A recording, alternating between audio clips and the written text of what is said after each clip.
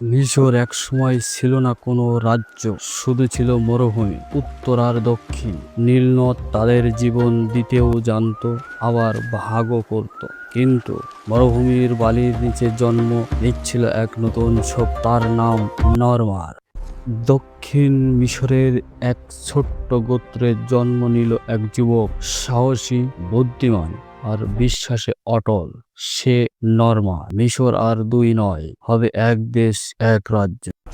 নীল নদের তীরে বাজল যুদ্ধের ঢোল। দক্ষিণ থেকে নরমারের সেনা উঠল উত্তরের দিকে। বর্ষার সংঘর্ষ, ঘোড়ার রথের গর্জন, ধুলোয় ভরে গেল আকাশ। ভাইয়ের বিপরীতে ভাই, কিন্তু এই রক্তের যুদ্ধেই জন্ম নিল এক ঐক্যবদ্ধ মিশর। যুদ্ধ শেষ হলো, পরাজিত উত্তর রাজা নতজানু হলো নরমারের সামনে। নরমার মাথায় পড়লেন দুই ভূমির প্রতীক, সাদা আর লাল মুকুট। সেই মুহূর্তে জন্ম নিল প্রথম ফ্রাউন। দুই ভূমি এক হলো, মিশর হলো এক রাজ্য। নরমার গড়লেন মেমফিস, ঐক্যের রাজধানী। নীল নদের পাশে উঠল পাথরের প্রাসাদ, দেবতাদের মন্দির। রাজ সিংহাসনে বসলেন প্রথম ফ্রাউন, মানব অথচ দেবতুল্য।